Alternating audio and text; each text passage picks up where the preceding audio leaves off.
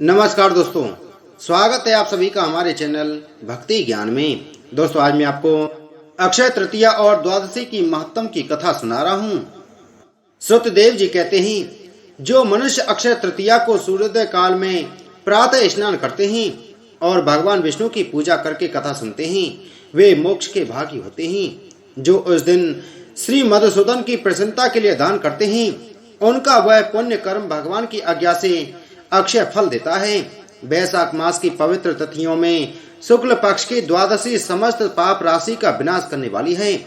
शुक्ला द्वादशी को योग्य पात्र के लिए जो अन्न दिया जाता है, उसके एक एक दाने में कोटि कोटि ब्राह्मण भोजन का पुण्य होता है।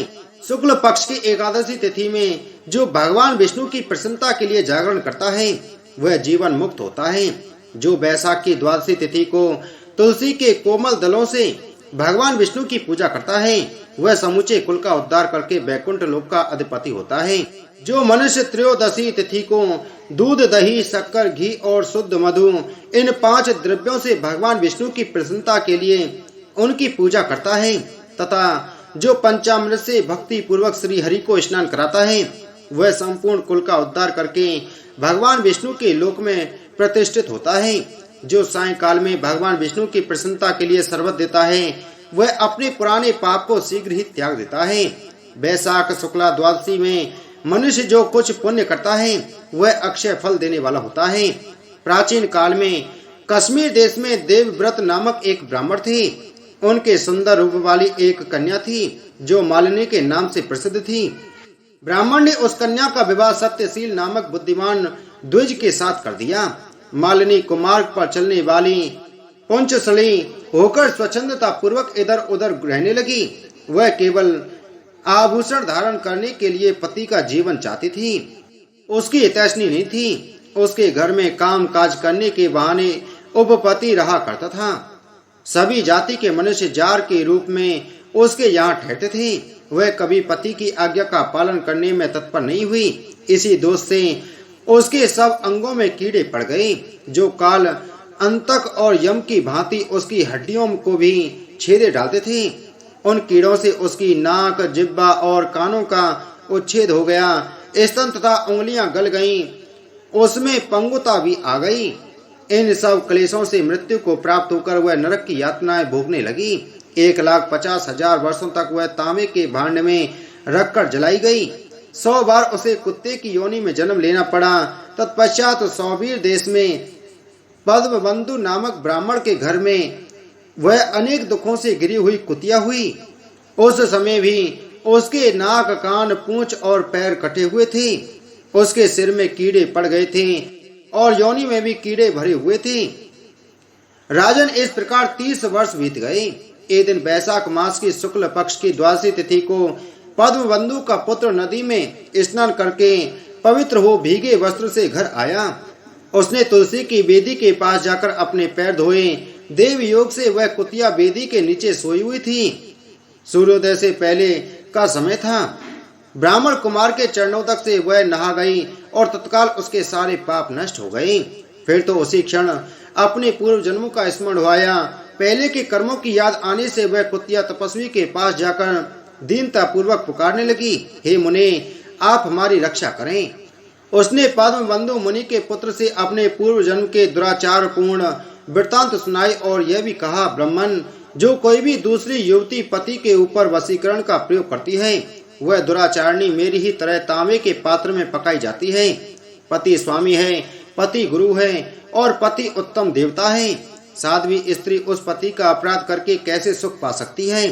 पति का अपराध करने वाली स्त्री सैकड़ों बार त्रियज्ञ योनि, पशु पक्षियों की योनि, मेम और अरबों बार कीड़े की योनि में जन्म लेती है। इसलिए स्त्रियों को सदैव अपने पति की आज्ञा का पालन करना चाहिए।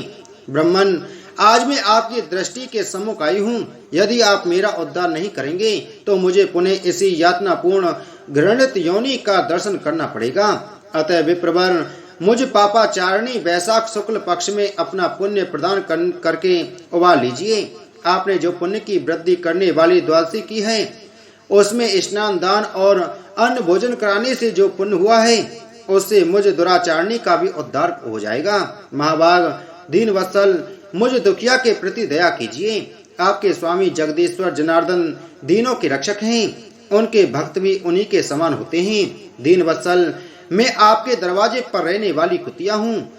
मुझ दीनों के प्रति दया कीजिए, मेरा उद्धार कीजिए। अंत में मैं आप द्विजेंद्र को नमस्कार करती हूँ।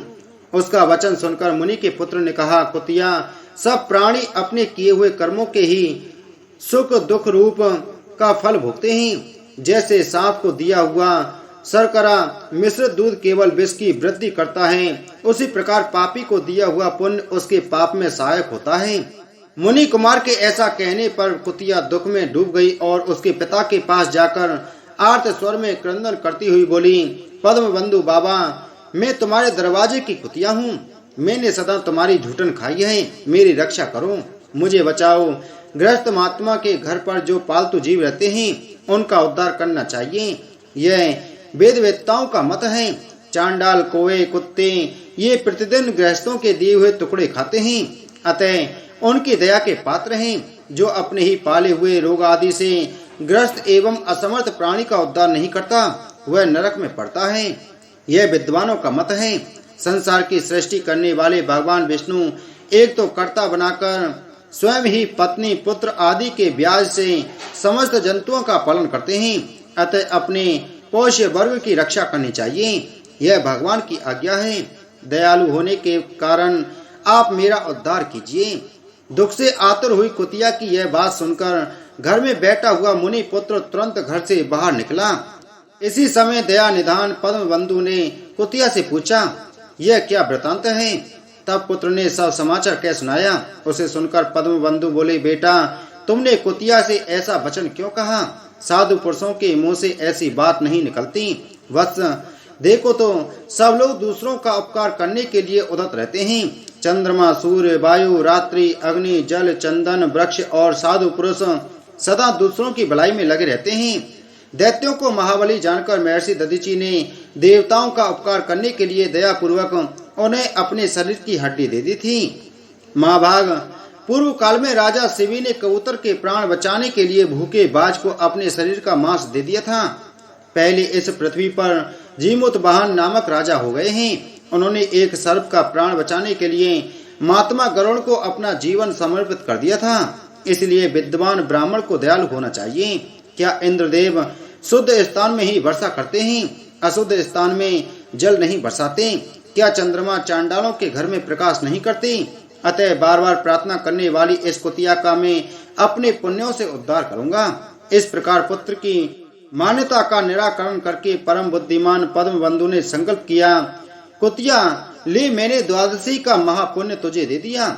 ब्राह्मण के इतना कहते ही कुतिया ने सहसा अपने प्राचीन शरीर का त्याग कर दिया और दिव्य देह धारण कर दिव्य वस्त्र आभूषणों से विभूषित हो दसों दिशाओं को प्रकाशित करती हुई ब्राह्मण आज्ञा ले स्वर्ग लोक को चली गई। वह महान सुखों का उपभोग करके इस पृथ्वी पर भगवान नर नारायण के अंश से उर्वशी नाम से प्रकट हुई। बोलो विष्णु भगवान की जय।